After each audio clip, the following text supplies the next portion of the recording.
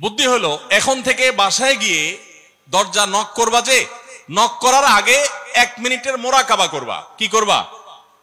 মোরাকাবা বুঝেন? ধ্যান। ধ্যান কি ধ্যান করবা? দরজা যায় থামবা, থেমে চোখ বন্ধ করে মাথাটা নিচু করে চিন্তা করবা আমার ঘরের ভিতরে একটা কুকুর আছে, আর কুকুর মানুষ দেখলে কি করবে? ঘেউ ঘেউ করবে। অতএব এটাতে আমার রাগ হওয়ার তো কিছু নাই। কুকুর কেন ঘেউ ঘেউ করছে এটা জিজ্ঞেস করার তো আরেক বোকামি। অতএব এটা আমি মাথায় কিছু নেব না, ইগনোর করব। কুকুর থাকলে কুকুর তো ঘেউ ঘেউ করবেই, এটা চিন্তা করে এরপরে বিসমিল্লাহ পড়ে নক করবা। তো এই বুদ্ধি অনুযায়ী পরের দিন আসছে বাসা, আগে 1 মিনিট মোরাকাবা করছে, এরপরে দরজা নক করছে। যথারীতি দরজা খোলার পরেই শুরু হয়ে গেছে যুদ্ধ, ইউক্রেন রাশিয়া।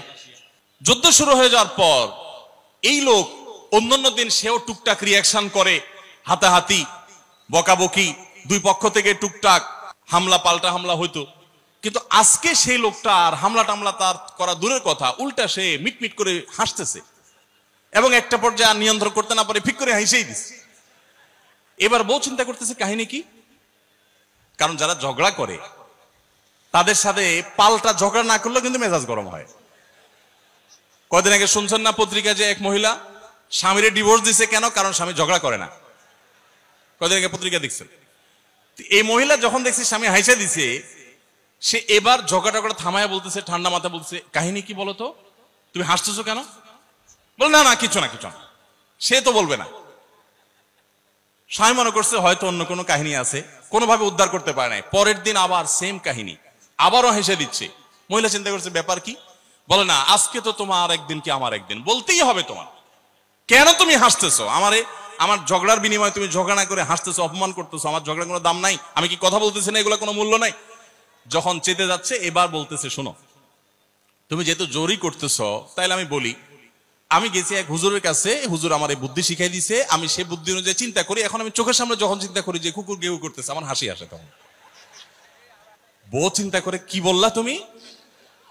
তাহলে তুমি এই মনে করো আমারে? এবার থেকে বেচারে ঝগড়া করার আগেই তার থেমে যায়, চিন্তা করে হায় হায় আমি ঝগড়া করলে তো সে মনে মনে আমার ওইটা চিন্তা করবে। বুঝতে পারছেন? দাম্পত্য জীবনে একটু বুদ্ধিশুদ্ধি করে না চললে, শুধুমাত্র সোজা হয়ে দোয়া দুরুদ পড়বেন আর সব সোজা হয়ে যাবে শুয়ের মতো, এত সোজা না।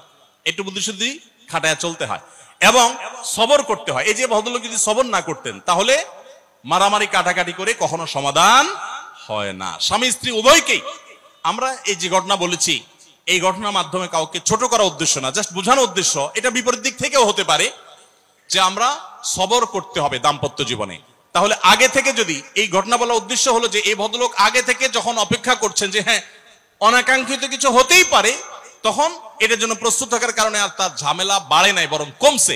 এখন আপনি যদি আগে থেকে প্রস্তুত থাকেন, দাম্পত্য জীবন টুকটাক সমস্যা হবেই, দুই ঘরে দুইজন মানুষ একসাথ হয়েছি, বহু কিছুতে গরমিল হবে। অতএব আমরা সবর করব, ধৈর্য ধারণ করব, ভালো দিনগুলো দেখব। প্রিয় নবী সাল্লাল্লাহু আলাইহি সাল্লাম বলেছেন, তুমি তোমার স্ত্রীর কোনো কিছু দেখে যদি রাগান্বিত হও, তুমি তোমার স্বামী, আপনার স্বামীটা হয়তো অমানুষ, সে আপনাকে গালিগালাজ করে কিন্তু চরিত্রহীন না। অনেকের স্বামীটা খুব ভদ্র কিন্তু চরিত্রহীন, ব্যবহার ভালো করে চরিত্রহীন, তাদের কষ্ট আপনার চাইতে কম না। অনেকের স্বামী খুব ভদ্র কিন্তু বেকার, 2 পয়সা কামাই করতে পারে না, সারাদিন ঘরে বসে বসে খায় আর শ্বশুরবাড়ি থেকে যৌতুক এনে না খায়, নিশ্চয় আপনি তার চাইতে ভালো আছেন। মানুষ এভাবে যখন ভালো দিকগুলো চিন্তা করবে, তখন তার ভিতরে শকর আসবে। তাহলে দাম্পত্য জীবনে সুখ শান্তির জন্য তৃতীয় করণীয় হলো সবর এবং শকরের চর্চা করা। আল্লাহ আমাদের সবাইকে তৌফিক দান।